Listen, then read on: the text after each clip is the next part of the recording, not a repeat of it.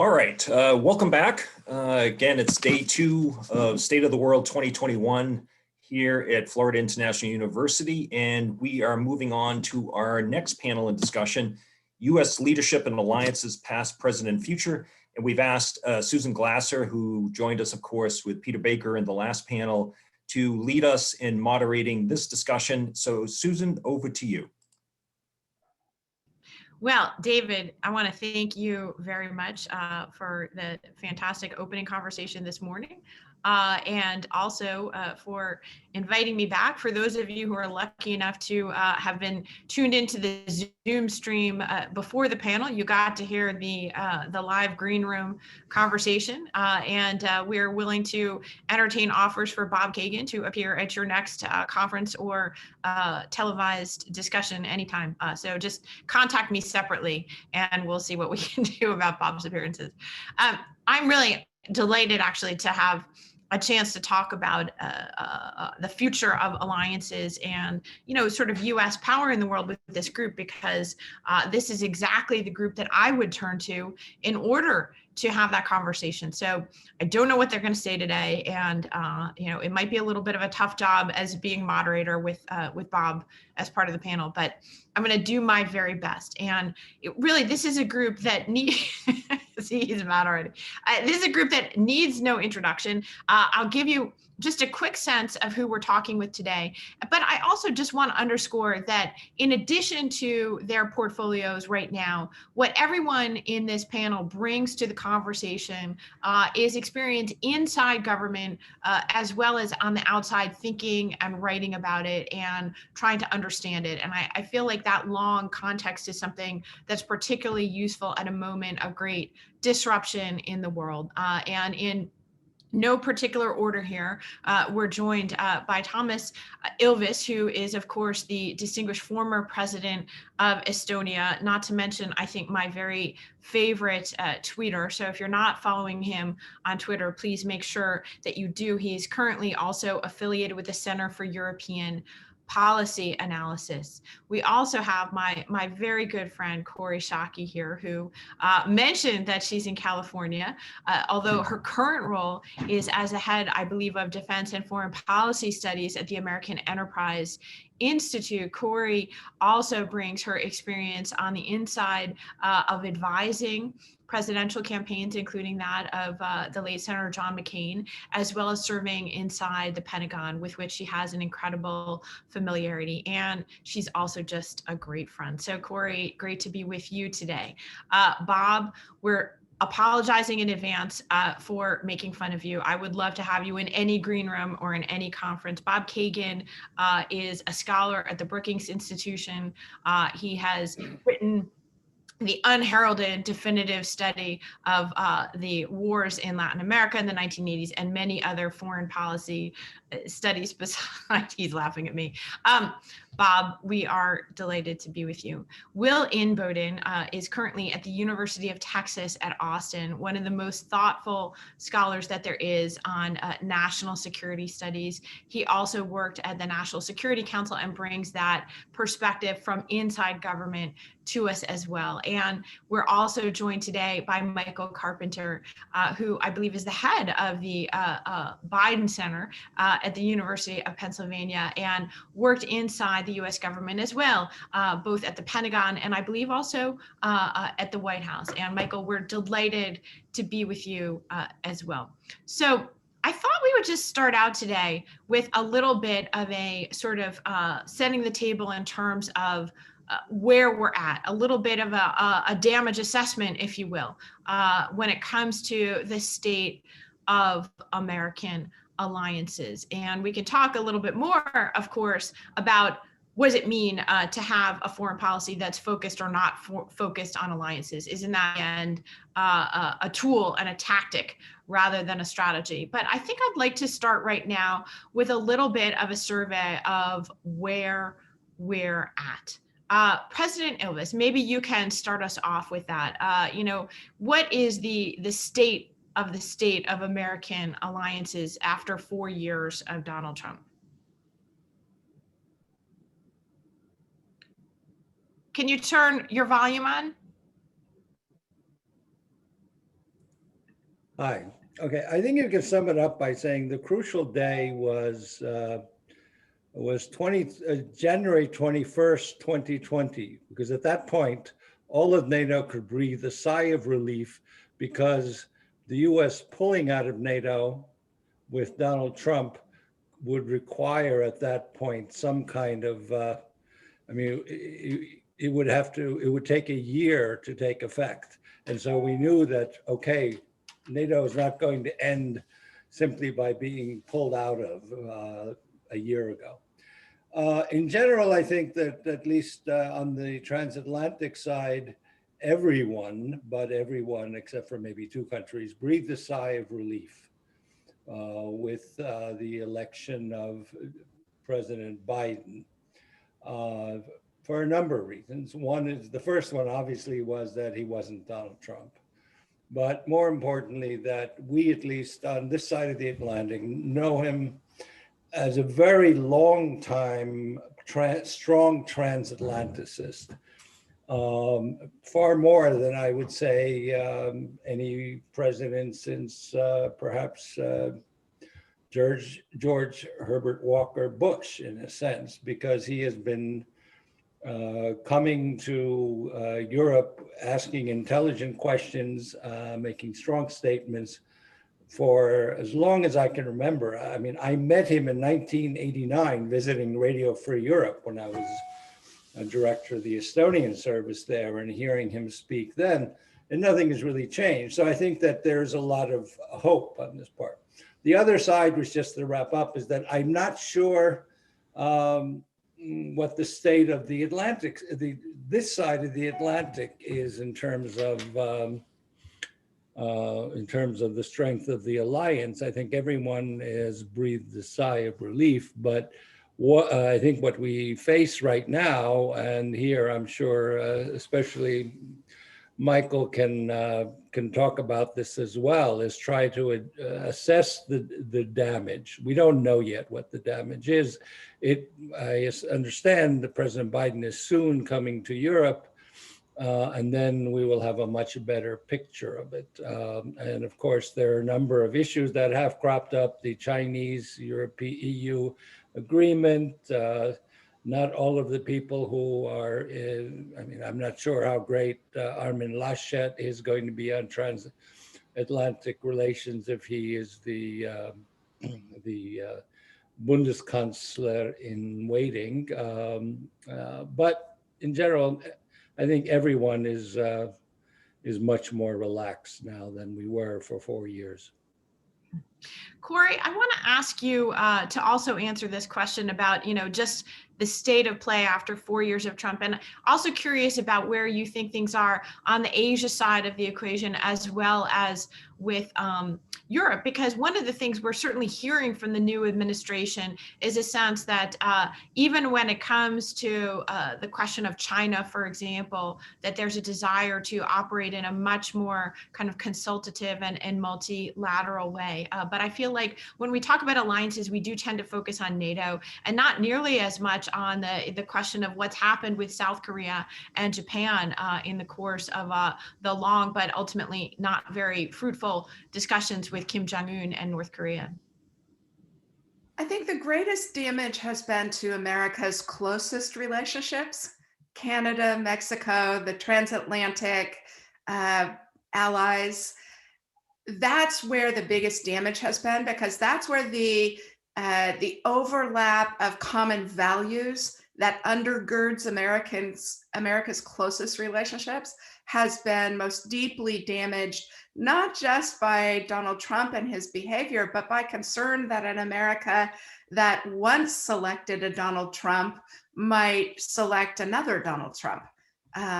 So I think there's real cause for concern about reliability of the United States. But as you suggest, Susan, the picture grows more complicated when you grow further afield.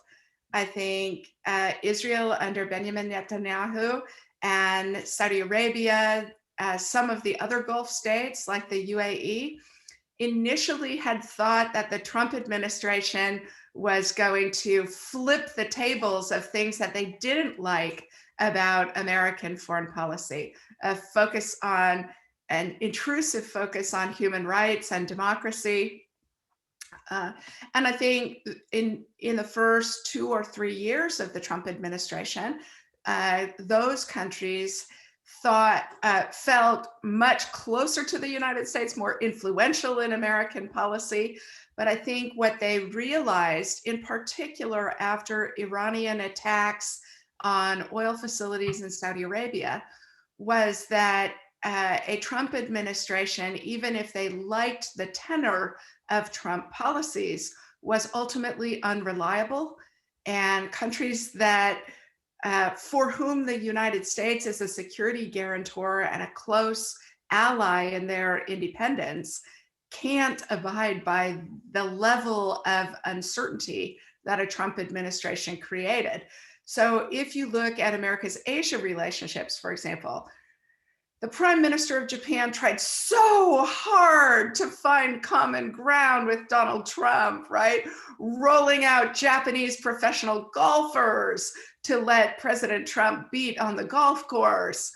But in Asia, the president's constant threats of withdrawing troops from Japan and South Korea set all boats rocking even before the incredible, dangerous recklessness of President Trump's North Korea policy, where they both, where the administration both threatened a bloody nose attack on North Korea, irrespective of the damage that would create for South Korea.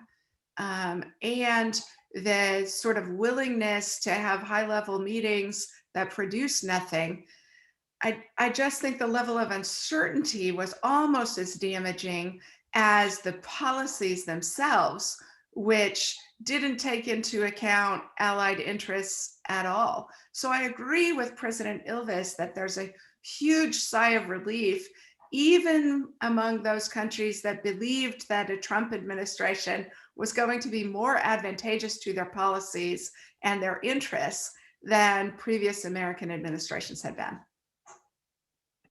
So, Bob, I want to ask you to pick up on this question, both, your own assessment of what the damage really was after 4 years, but in particular, this question of uncertainty and inconstancy in foreign relations. How much does that matter? You already see a very clear intention of the new Biden administration to overturn some of the policies that Trump embarked upon unilaterally, or even with allies, for example, with UAE stopping arms sales, or walking back certain commitments that had not yet been fulfilled.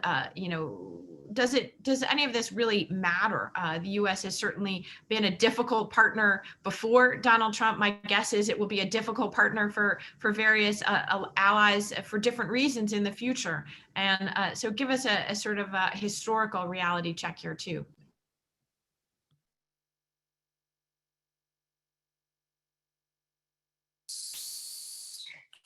I say you're right, Susan, that, the one constant in American foreign policy over a century has been our inconstancy. And that was particularly notable in the first 4 decades of the 20th century, but it was true even during the Cold War and after. So if the world isn't used to the unpredictability and inconstancy of American foreign policy by now, I'd be very surprised. And I do want to agree with President Ilves that whatever we say now, it's too soon to tell. A lot of actions historically, you can't really tell what the ultimate consequence is for a while. And I do worry about whether, even if Germans are happy to have Joe Biden back, whether Germany isn't going to start looking maybe in a sort of different direction over time.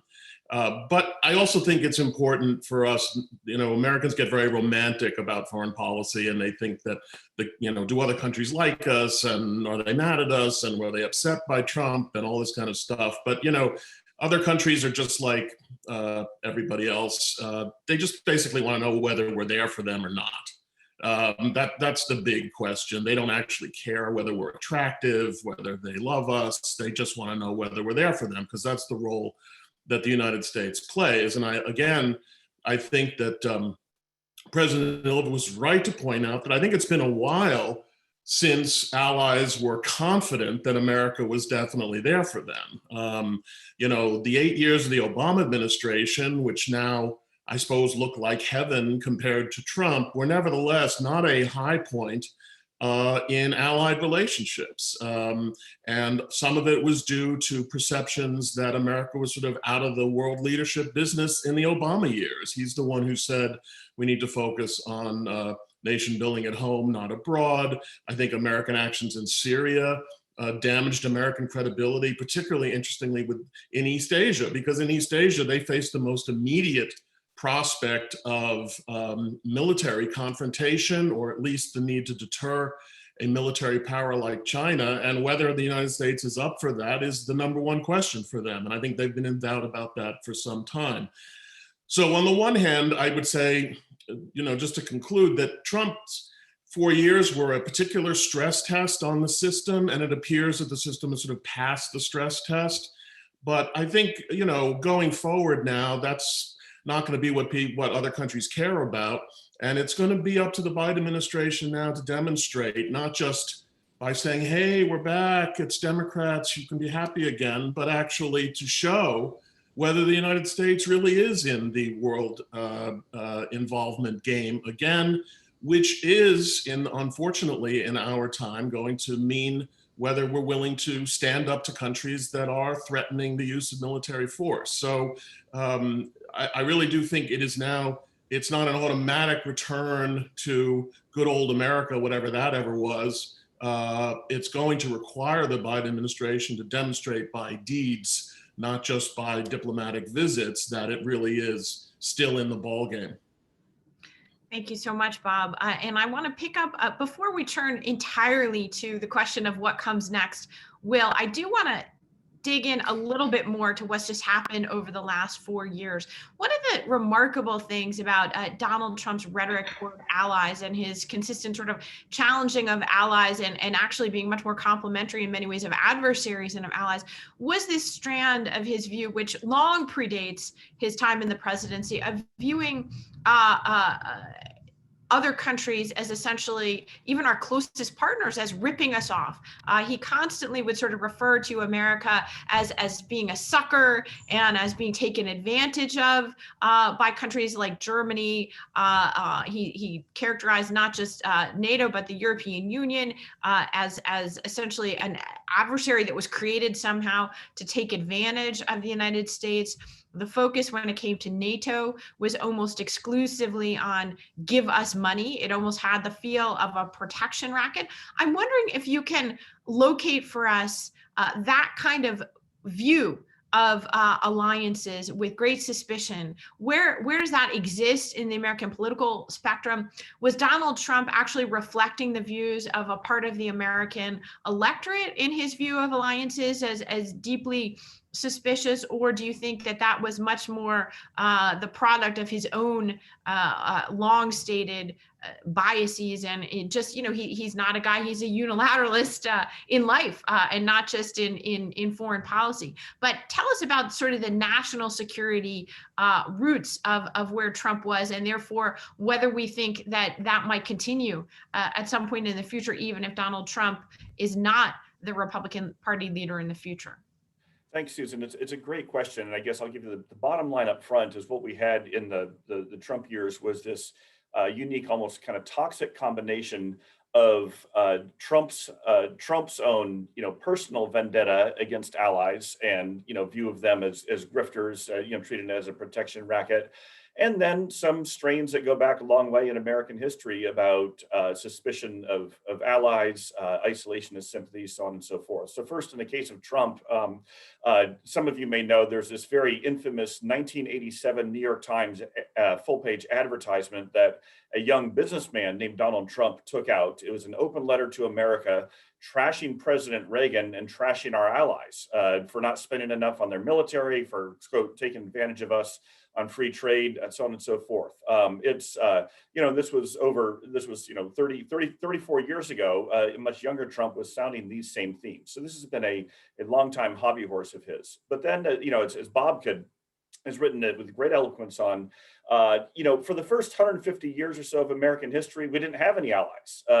American foreign policy was predicated from, our founding on up through World War II of essentially, let's not have those permanent alliances because they drag us into wars we don't want. They drag us into entanglements in Europe.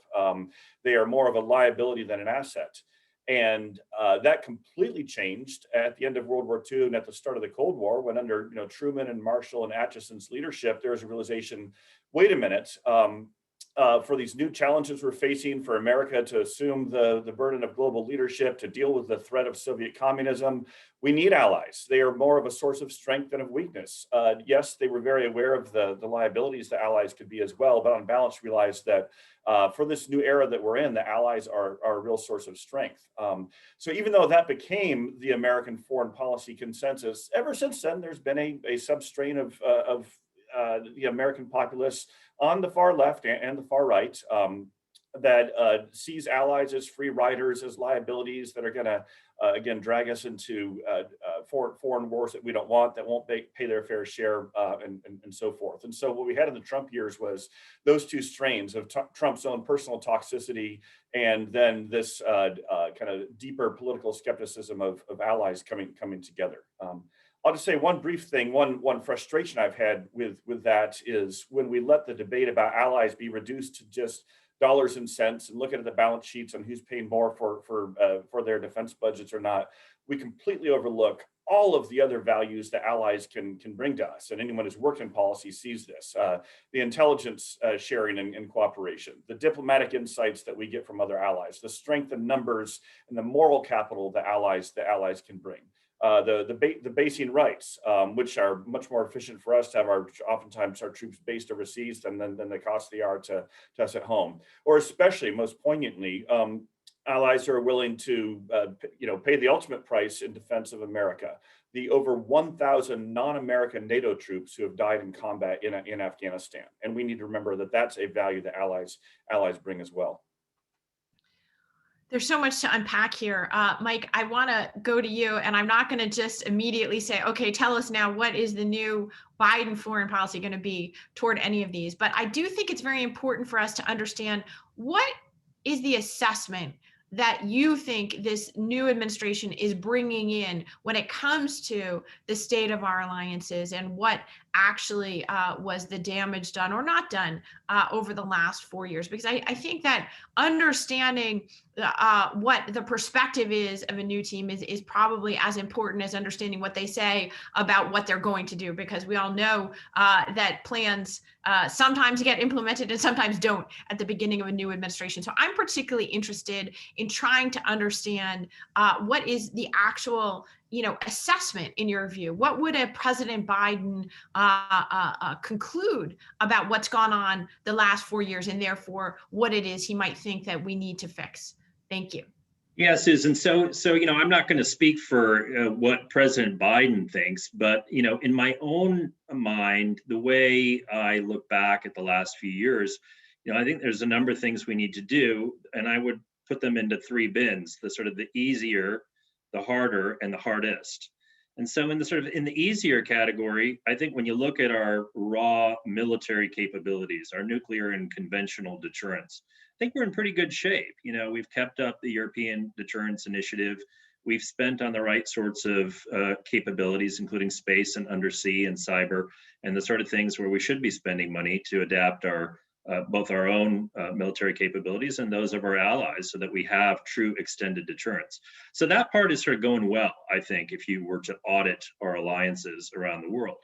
The part that's going a little bit less well, that a number of previous speakers have already alluded to, is the credibility gap. So, you had Donald Trump speaking about whether he would defend allies that were quote unquote delinquent on their payments. And then there were other, references to whether the US would actually live up to its Article 5 guarantee, collective defense guarantees under NATO.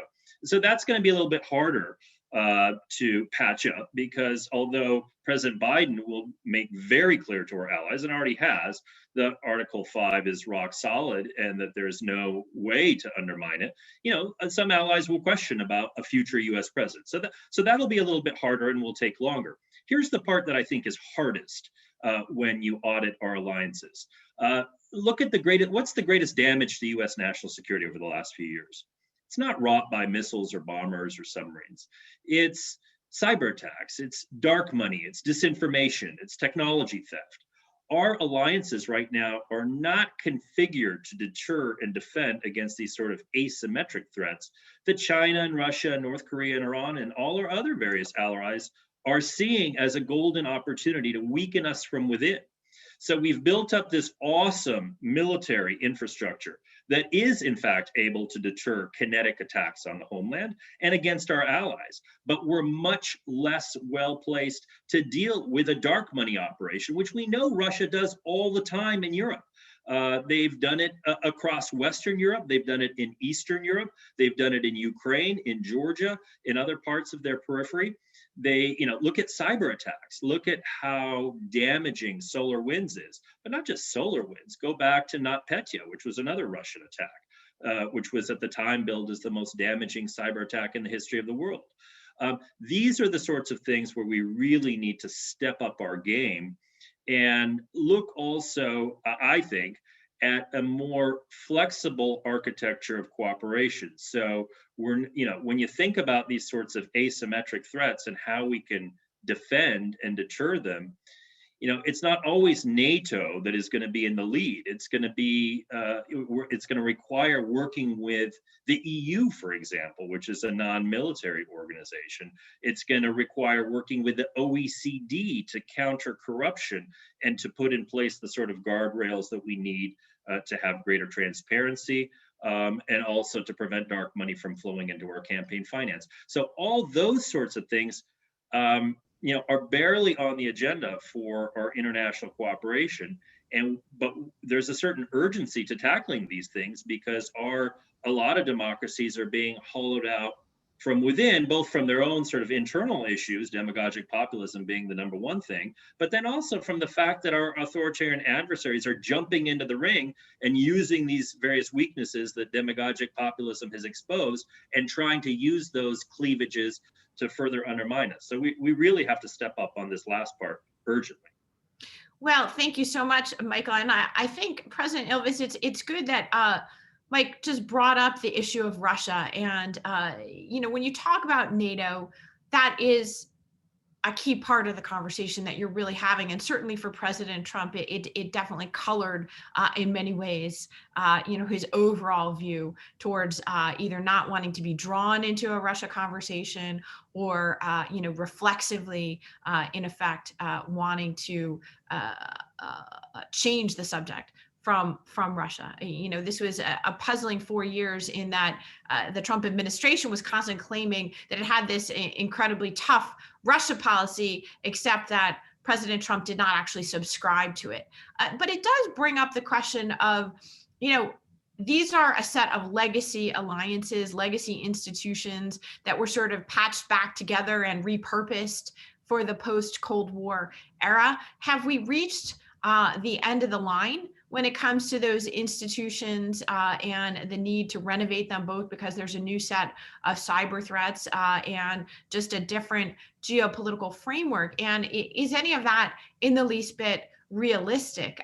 When it comes to Russia, you make the very interesting and important observation that at least for the last few years, you might have a situation where for the first time, it's European partners who have a more hawkish or concerned view about the actions of the Kremlin than you had back in Washington, at least with the occupant of the White House. What does that mean in a practical sense when it comes to the future of NATO?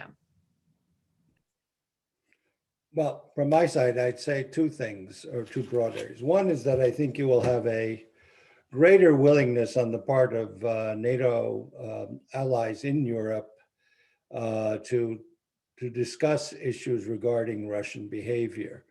And we know that really for a long, long time, Germany and some of the other allies were always urging caution, negotiations, going slow on Russia, even during the Obama administration. Now I think that has definitely changed. I'm not sure about, I mean, if Laschet comes in, because he's kind of has some weird positions, frankly. So I think that, but I would say that much of Europe has woken up out of their slumber regarding, the opportunities with that they have, first and foremost for business, but otherwise politically with Russia. And I don't know where Macron is today, since he was promoting some kind of Huntingtonian alliance of civilizations with Russia. And now suddenly, because of Navalny, he's done a volte-face. The other thing, and this is to take off on what Michael was saying, that certainly one area that really needs strong development is in non-kinetic defense, which would include then disinformation, cyber attacks, money laundering. I mean, all of actually the asymmetric tools we have against meddling in elections and so forth, beginning with actually investigations of money laundering, publishing results. I think denial of visas is something which is an underused tool because the sanctions list that people can't come to Europe and to allies is fairly limited. So I think that there's actually a lot to discuss now. I mean, I would sort of end with one thing to show where the Trump administration was that when the three Baltic presidents came to visit Donald Trump, he walked into the office and said, "Oh, Baltic states, isn't that where World War I started?" I mean, that's what we were dealing with. That's a good one. I haven't heard that one before.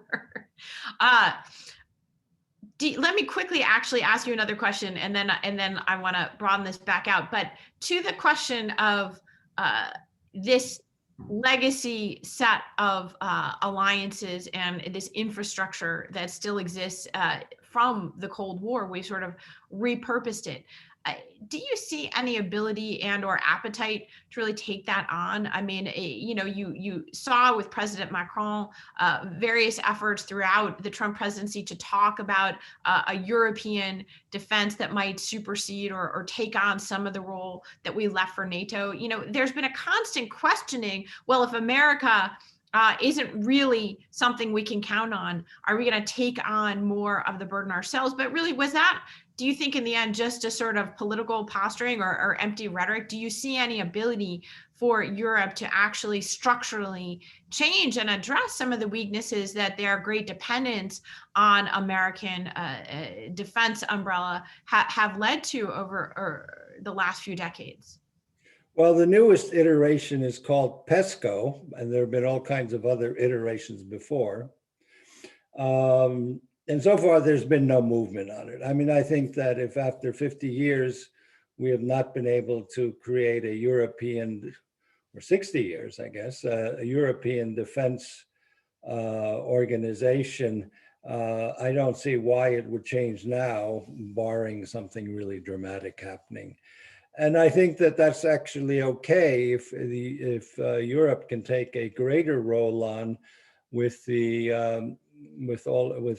various asymmetric tools we have, and especially I think that on issues such as on cyber disinformation and money laundering, that Europe actually is far better poised to deal with that than having unified command structures with multilingual armies.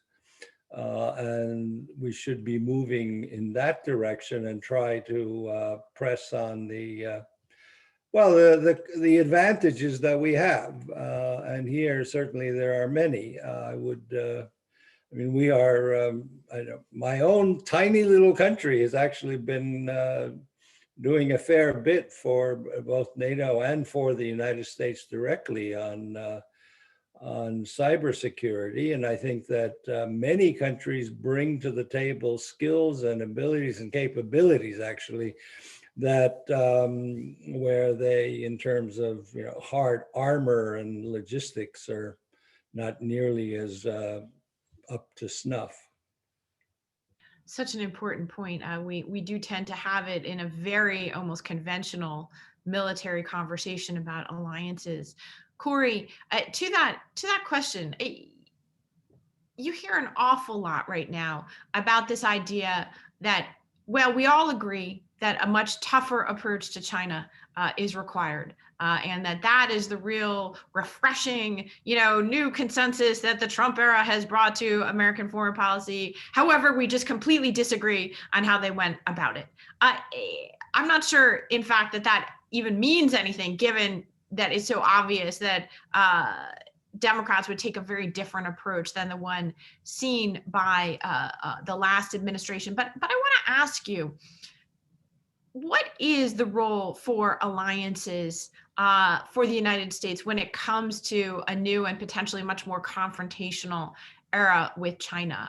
And if there's one thing I heard over the last 4 years from European partners, it was, how come no one's asking us to work together when it comes to China? Is there the prospect for much more meaningful cooperation, or perhaps a new way of working together with European partners when it comes to looking at the challenges posed by China? Or is this just a sort of the latest in a kind of, not very meaningful rhetoric?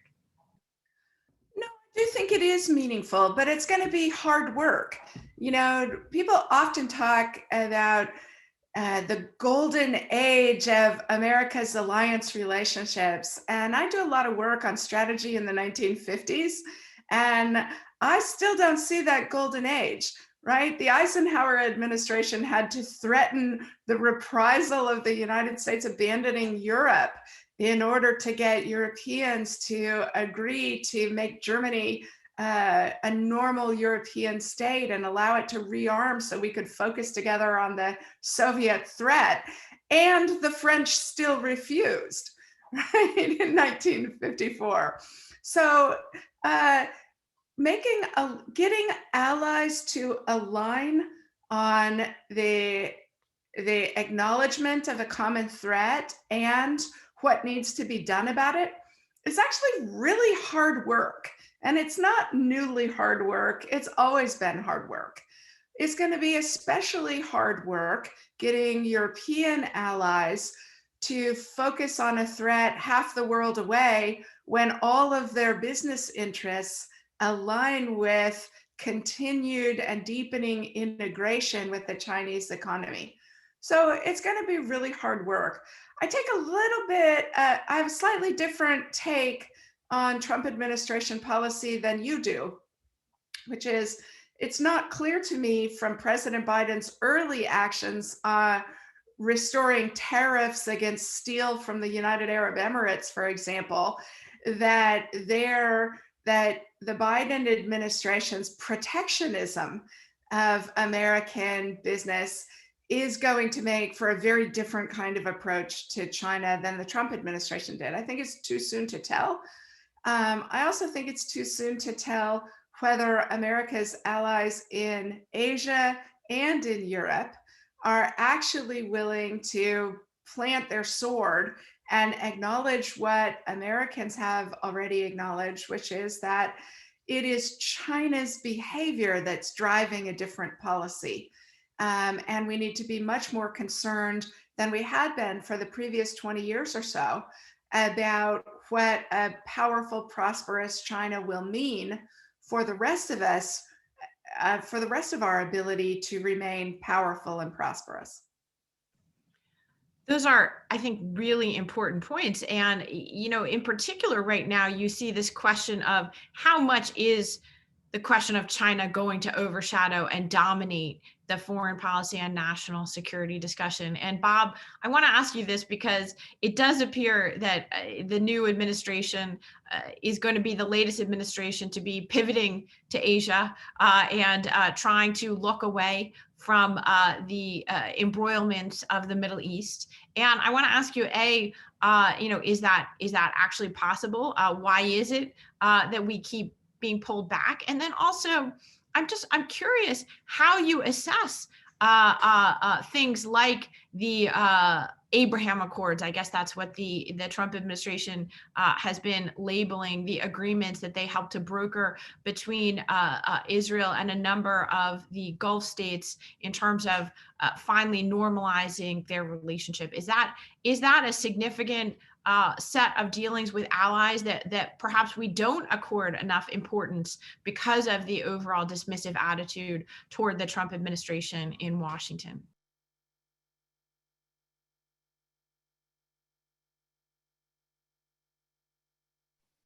Sorry, I'm happy to answer that question, but if I can at some point get back to the question of Europe and the allies in general, because I think that we've been all focused on, you know, what America's problem is in all this, but the truth is that Europe is in much worse shape of mostly through its own actions than it was, you know, 10 or 20 years ago. And so if we can maybe get back to that, you know, as far as, the whole pivot notion was something that was invented by the Obama administration. I know that the person who invented the term is now also the most important person in the new, did I say in the Obama administration, is also the new person doing Asia policy in the Biden administration. But the United States can't pivot. There are three parts of the world that the United States is responsible for, has been responsible for keeping order and security: Europe, Asia, and the Middle East, because the Middle East, whether we like it or not, is, we like to look at the world like, oh, there's this region over here, and then there's this region over here, and if we can want to focus on that region, we like to focus on this region. But the truth is, the world, I think, is like connected and stuff.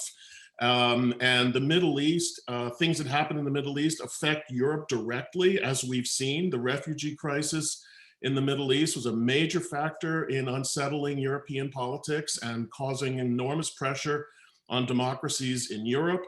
Obviously, the energy, whether we need the oil or not, is not as important as whether the rest of the world needs the oil that comes out of the region. And therefore, Asia is involved in the Middle East. Russia's involved in the Middle East.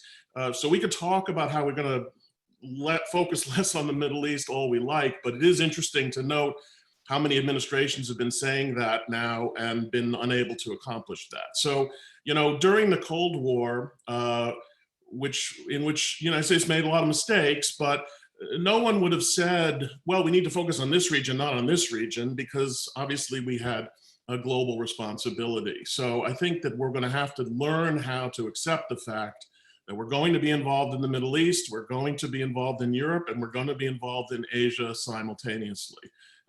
That's what it means to be the United States right now. And as far as I can tell, the problem, one of the biggest problems in the region is Iran. I don't think the Biden administration has a solution to the Iran problem. I don't say that as a criticism. I just mean that it's the case. And so I think we're stuck. How we handle it, we can handle it better or worse, but we're not going to be able to get out.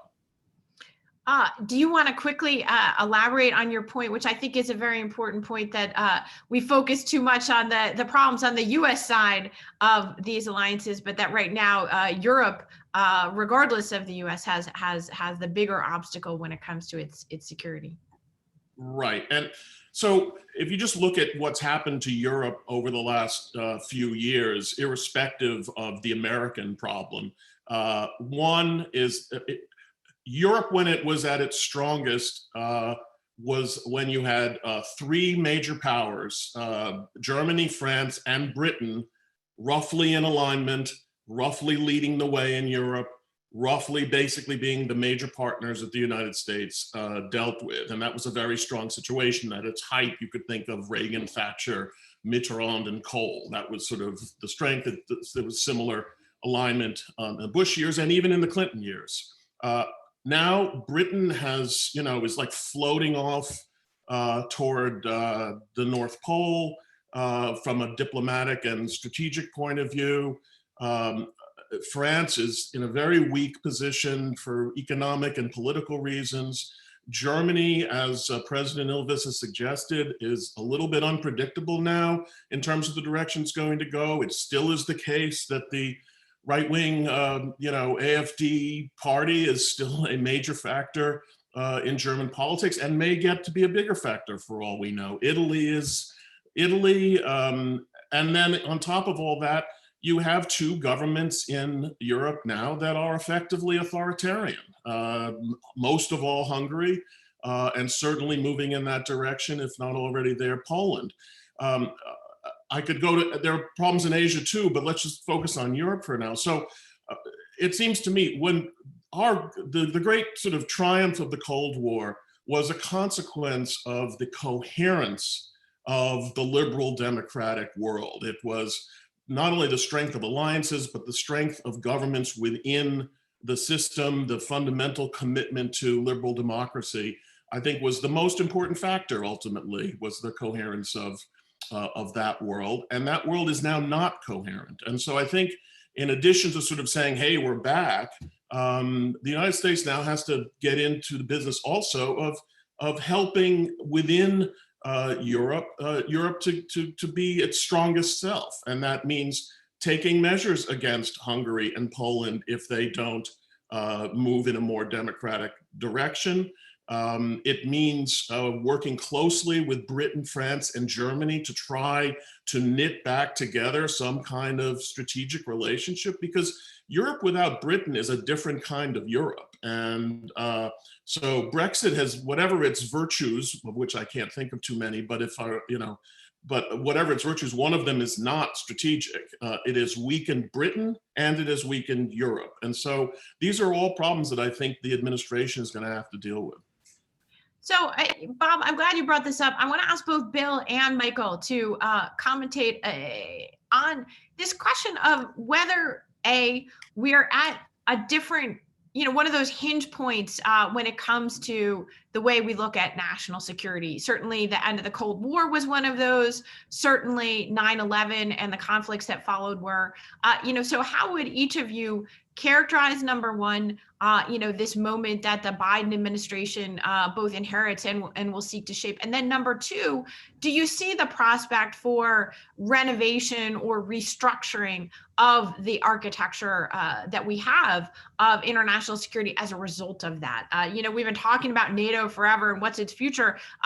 Is this the framework that we're going to be stuck with and that we're going to have going forward? So I want to ask both of you just quickly to answer both of those two questions. Will, why don't you start us? Sure, thanks, Susan. Yes, I do think that we're at a hinge point, an inflection point, where I do, as much as I have very little good to say about the Trump administration, I do think that their strategic diagnosis in the 2017 national security strategy, much credit to General McMaster on that we're in a new era of great power competition is fundamentally correct. And I think we're seeing it with, China and then Russia being the two main adversaries there. And I think the Biden administration largely shares that strategic assessment, and that, with some modifications and certainly some distinctions, that will be the strategic reality for the foreseeable future.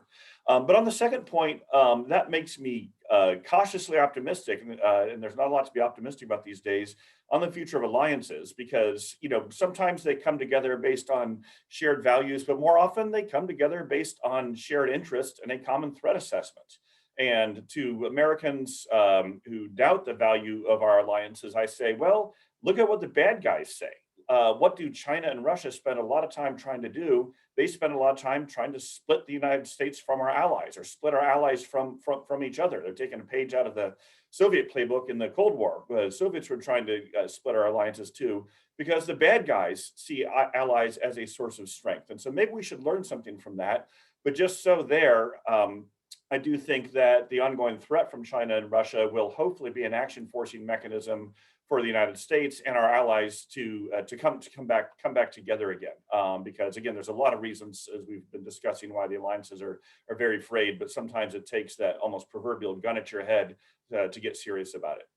Finally, just very quick, can't do this without a Churchill quote, which sums up a lot of this. In his life of his ancestor, the Duke of Marlborough, Churchill closes saying, "The history of all coalitions is the tale of the reciprocal complaints of allies. So this goes back a long time. It's very hard to have allies. It's very hard to have a happy marriage, but you just got to make these things work. Mike, I want to ask you to also answer those two questions quickly. I also just want to give a note to the audience. Such a fantastic group of panelists today. I do want to get to your questions as well. So please go ahead and use the Q&A function on the Zoom, and we'll get to as many of your questions as we can. But Mike, why don't you pick up where Will left off, although it's hard to follow Churchill, I recognize. Yeah, thanks, Susan. I'll be brief. Look, I agree we're in a hinge point.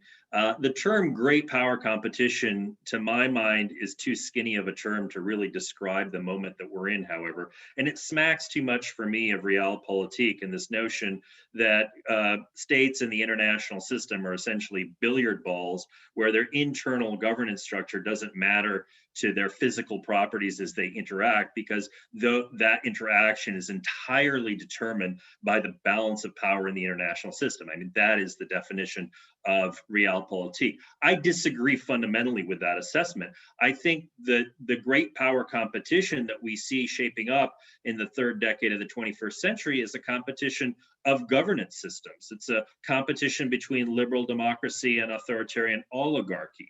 And I use that term authoritarian oligarchy because I think that is the term that describes at the same time Marxist-Leninist or communist China, theocratic Iran, and nationalistic kleptocratic Russia. They're all authoritarian, they're all oligarchies, and to a certain extent, they're all kleptocracies. And when they compete against democracies, they compete militarily, they compete on the basis of their economic strengths, but they also try to undermine democratic institutions, as I said earlier, from within. And so they weaponize corruption.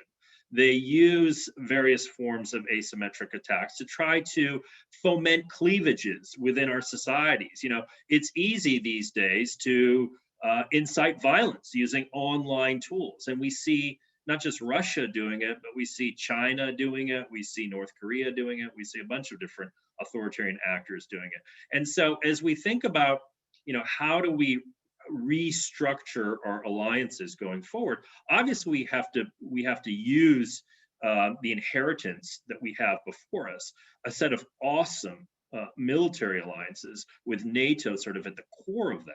But then we have to build on that and start to tackle some of these other issues, such as, for example, our vulnerabilities in terms of 5G. That's not something that NATO per se is going to take on, although I think there needs to be a discussion in the North Atlantic Council on precisely these sorts of issues, like our telecommunications infrastructure and how vulnerable it is to infiltration by new and emerging Chinese technologies, or the competition in artificial intelligence and biotech. All of those things are things that we need to tackle going forward, because our greatest long-term rival is authoritarian oligarchic China.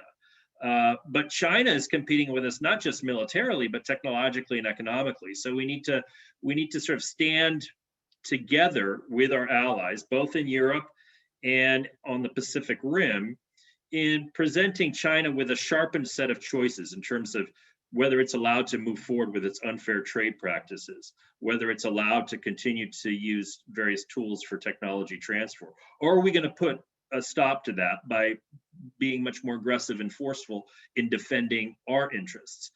That's a whole new set of challenges. It doesn't mean we have to come up with a whole new set of alliances.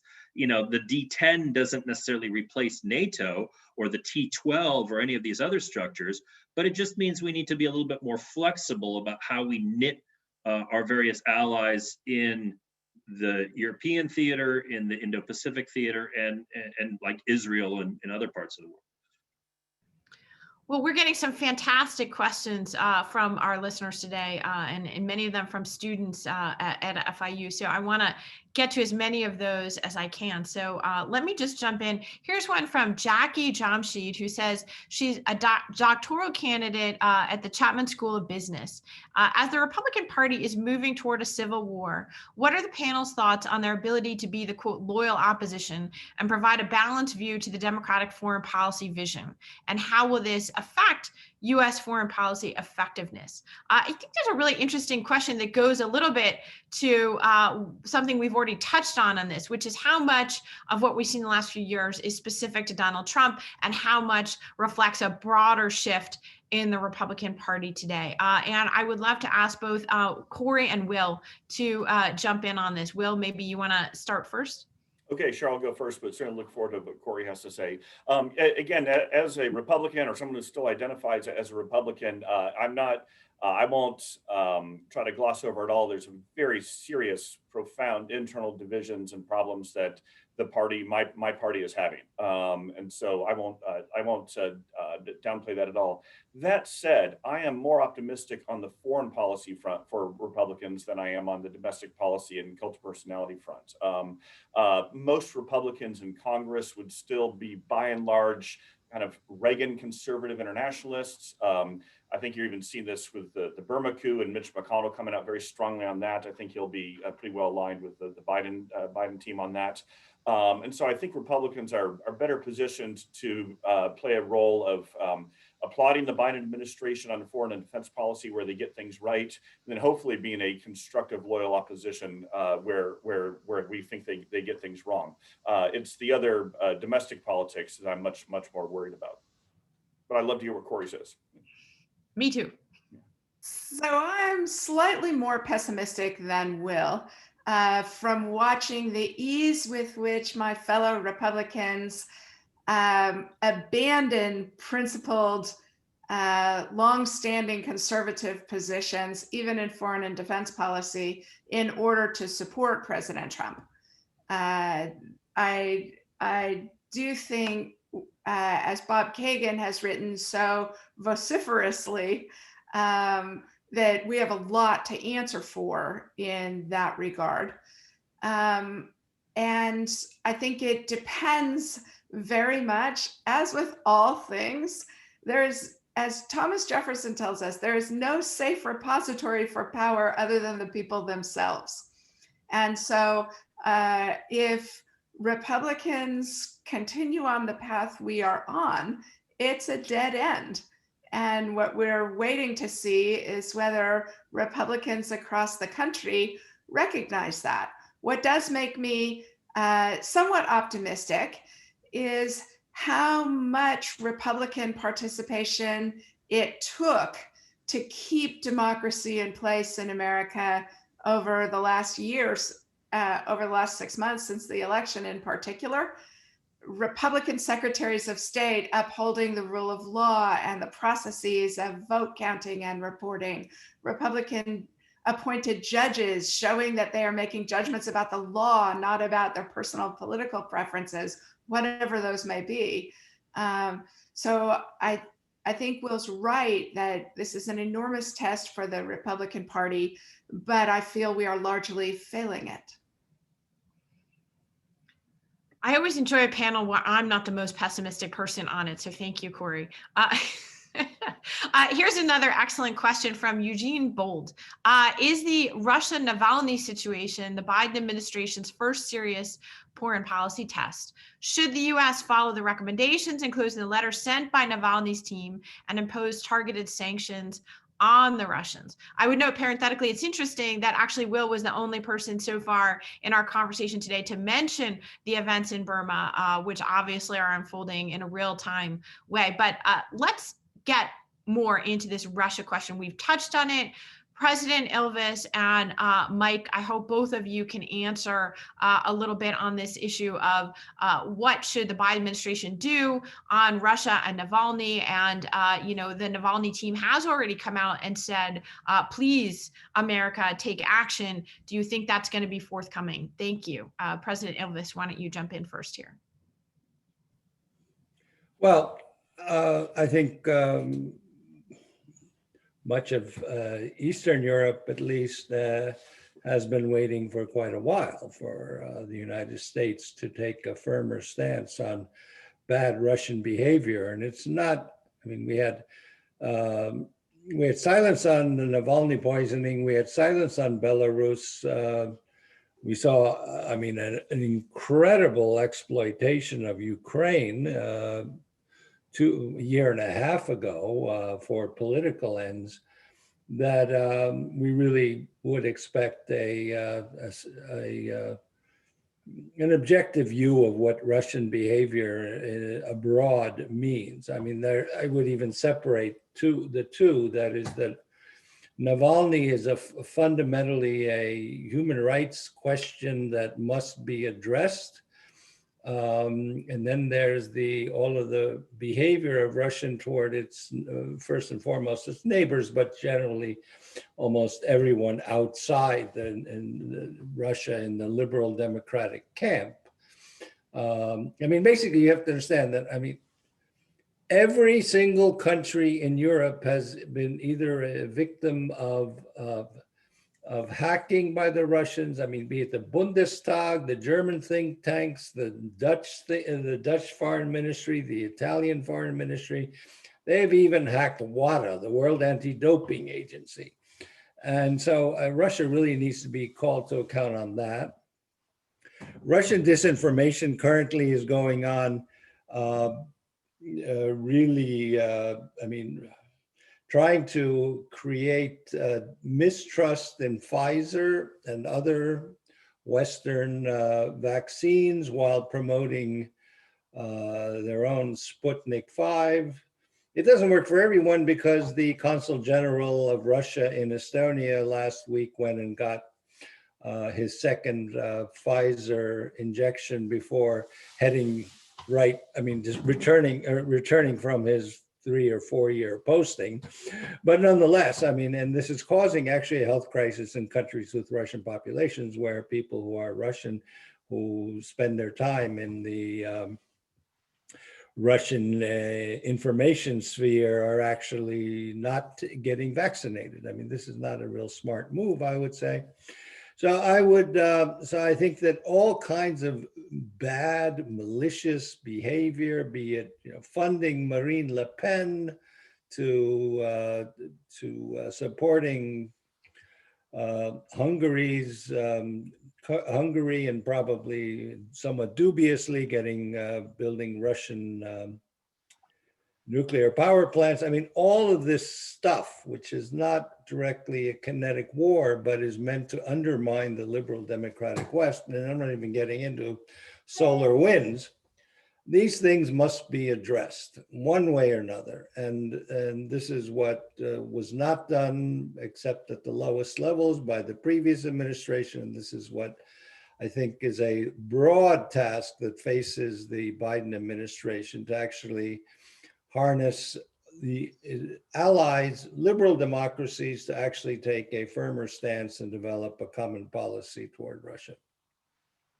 Mike, do you want to jump in on this? And I'd also, just as a corollary to this question about Russia and Navalny and what the new administration, might seek to do.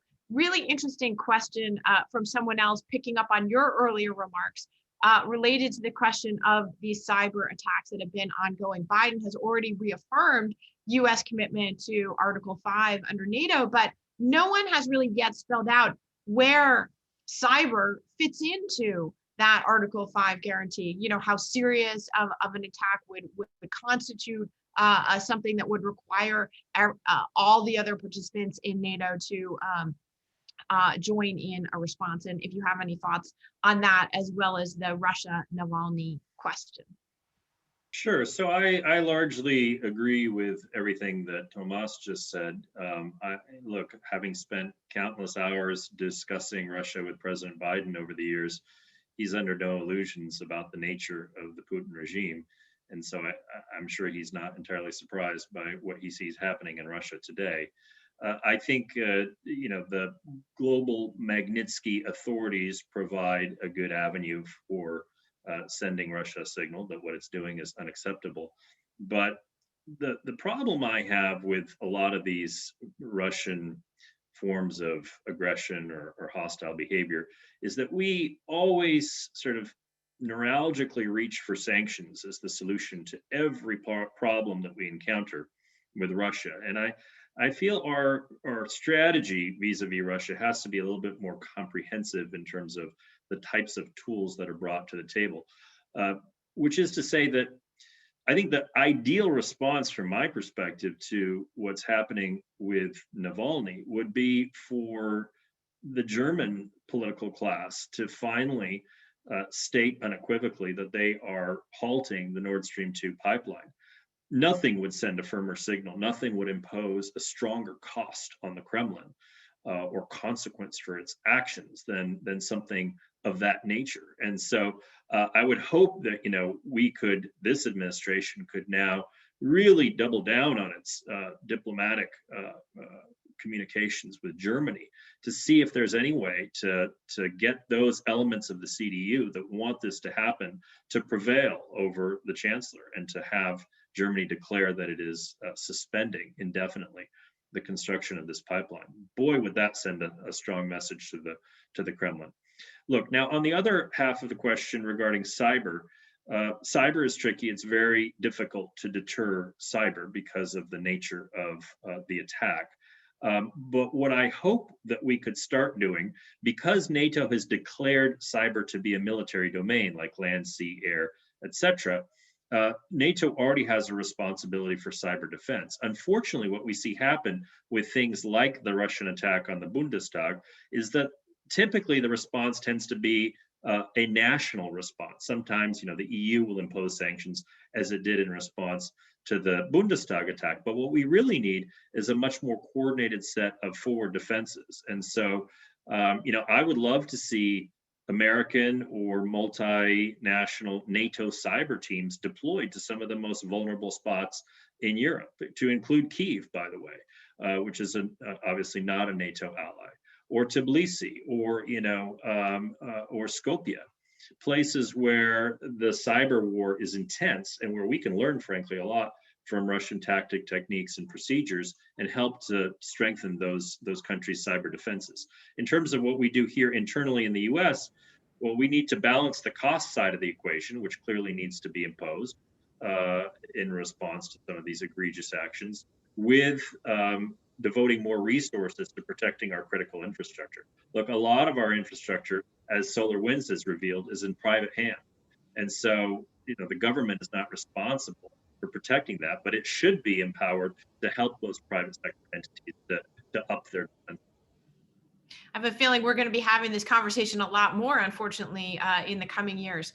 So we're almost out of time. Bob, there's a big picture question here that I really like, because I think it gets to a lot of the discussion about alliances and about American foreign policy today, which is the question of the relationship between the internal state of our democracies and our external policies. And so this is a question from Teresa Schuster, who is a political science student here at FIU. She asks, how can the US take measures against populist movements that may threaten democracy in other countries without causing resentment? In several of these countries, such as Poland, these movements are quite popular, and any attempt to limit their influence is painted as an attempt to impose liberal values on them, which furthers their argument for less connection with the European Union. I would say, I would love to hear your thoughts on that. And just more broadly, I think the common theme that we've heard today is, the connection, whether it's within our dysfunctional politics here inside the United States and the state of our alliances, or more broadly,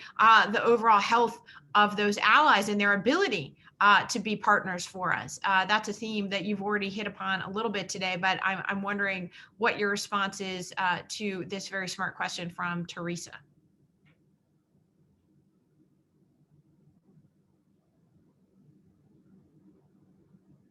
Incompetent finger. It is a great question, and it's one that does need an answer. I personally don't have a problem with saying that we're imposing liberal values. Somebody's always imposing something. There is this myth that if you're not imposing liberal values, then nobody's imposing anything, and things are neutral. But even even at times when the United States isn't even aware of it, the sort of weight of its power tends to, impose liberal values, especially on those who want to be part of institutions in which the United States is a major factor. So, which gets to my answer to the question. Poles and Hungarians and others don't have to be members of NATO, and they don't have to be members of the European Union. That is a choice that they make. It's a choice that they made at the end of the Cold War because they wanted all the advantages that come from being part of this powerful liberal world order. But to be a member of the liberal world order, you have to be liberal. So if they don't want to have liberal values imposed on them, that's fine. They can withdraw from NATO and they can withdraw from the European Union, and then they can govern themselves, any way they want. And for Poles in particular, I would say, it'll be more fun again to be isolated between Germany on one side and Russia on the other. That's always worked well for Poland over the years. But seriously, these are choices they make because they get advantages from those choices. And we need to be very clear that, and this has not always been the case, we've had countries in NATO that were not democracies, but eventually, Spain, for instance, but eventually they did become democracies under a certain amount of pressure from the rest of the liberal world. These countries, if they want to be part of these institutions, need to be liberal. And we in those institutions need to say, we're not imposing anything on you if you want to leave. But if you want to stay, yes, you have to abide by liberal principles. Well, I think we're almost out of time, but I want to ask, since we've hit on this issue of what just, in a way, what is an ally? What are these alliances and these partnerships for? A quick lightning round for everybody. President Biden has talked about having a new summit of the democracies. Is that a basis for a new kind of alliance going forward, organized around the principle, as Bob said, of being a liberal Western style, if not Western democracy? Will, what do you think? Are you up or down on the Summit of Democracies? And what do you think about the prospects for that? I'm very up on it, big time. Yeah. And here I want to say, and look, we can all talk about the problems or deficiencies. Enough. This needs to be done. It needs to be tried. Other things aren't working. I want to go back to something Michael was saying earlier and just clarify. Michael, I'm fully with you. I love your authoritarian oligarchy model. Even though I think we're in a great power contest, this is fundamentally a contest of values. And the problem with China is not that it's powerful, it's that it's a thuggish dictatorship that happens to be powerful. The problem with Russia isn't that it's powerful, it's that it's a thuggish dictatorship that happens to be powerful. So I think restoring democracy and common values front and central to our foreign policy is our best strategy going forward. Mike, I know that President Biden has been talking about a values-based foreign policy for decades now, because I actually went back and found an article I wrote in college in the 1980s, a speech he gave in which he talked about a values-based foreign policy in his very first presidential run. Are we going to see a summit of democracies, and do Hungary and Poland get invitations to it, do you think? Absolutely, we will see a summit of democracies. This is one of the ideas that President Biden has really put a lot of stock in and cares deeply about. I can't answer your question. What I can say is that, increasingly in a variety of European countries, as Bob has alluded to, we're seeing the competition between liberalism and conservatism is gone. It's been replaced by a competition between liberalism and illiberalism. And that's not something that we can abide by within NATO. The preamble to the Washington Treaty states very clearly that we are united by our belief in individual liberty and democracy. And if we cast that aside, then truly what's the difference between us and Putin's Russia? So this is a crucial element that I think will be pushed for all 4 years of this administration, not just with the Summit of Democracy, but going forward as well. Corey, shall we sign you up for the expert panel at the Summit of Democracies? Are you pro this? I agree with everybody that that countries that share our values are the countries that we have the deepest, most reliable, and most productive alliance relationships with. It's hard for me to imagine you could get an illiberal country through Senate ratification of an alliance treaty, nor should you have the ability to do that, because who we are as a people who believe that individuals have rights and they loan them in limited ways to government defines who we are domestically and internationally. So yes, we absolutely should build on that, because even if we in the liberal West have lost confidence that our values are universal, what we are seeing this very day at Alexei Navalny's trial in Russia shows that authoritarian leaders are afraid that our values are universal, and we should celebrate and support them throughout the world.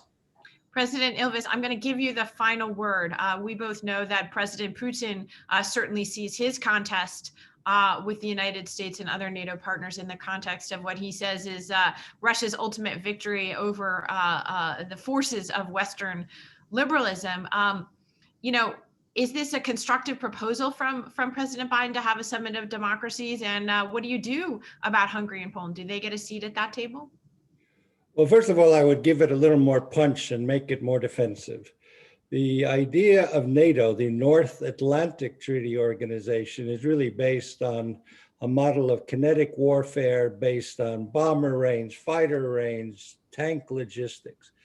At this time, by this time, distance nor time mean nothing in terms of defense. So I would go for a defense organization of liberal democracies, since it doesn't make any difference except for microseconds whether you're attacking Australia, New Zealand, or Estonia.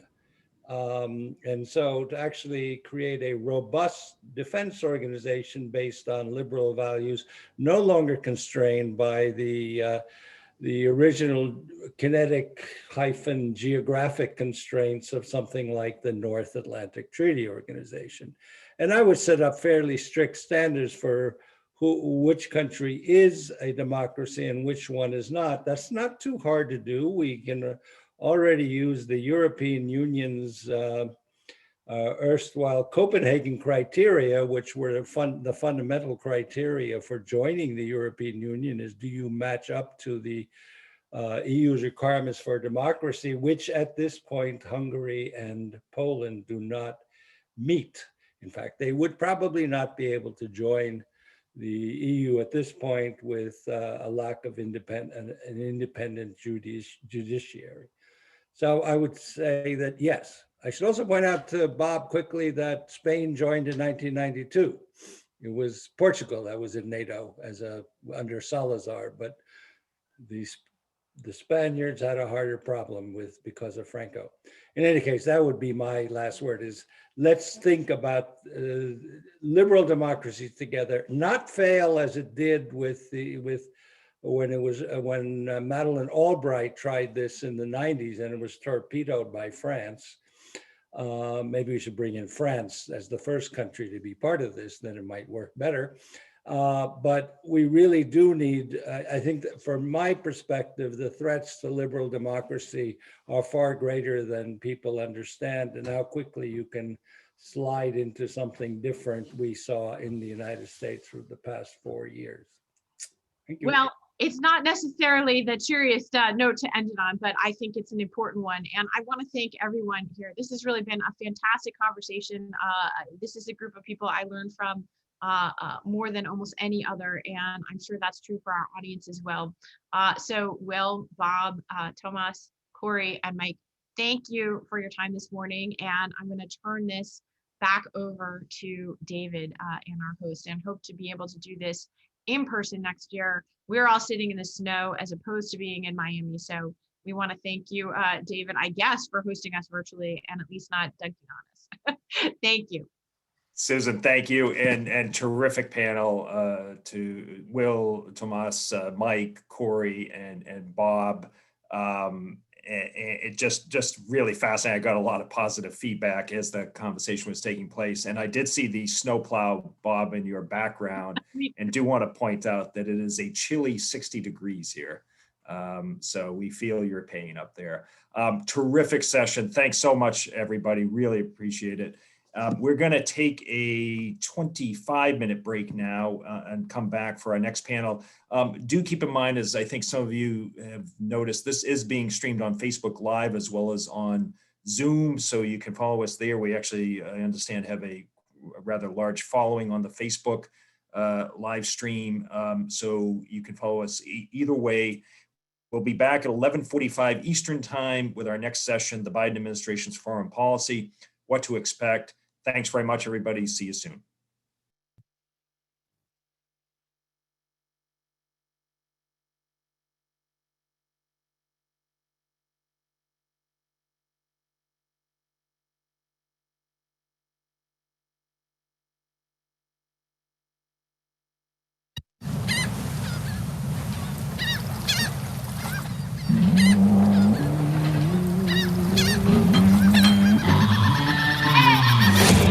Extending to the end like an elbow, fingers getting stuck to the money, Velcro. Will I ever? Well known to OG like a pair of shell toes. Never mad, just motivated. We going places, and life is a game, so it comes with stages. We only trading money, we not trading places. Benji Franklin's is my favorite, only face I'm ever saving. Working hard for that #1 spot. No, we can never be stopped. I work, stay over dedicated. I work, gotta be the greatest. I work, all it takes is patience. I work, I work, I work, I work. Let's go.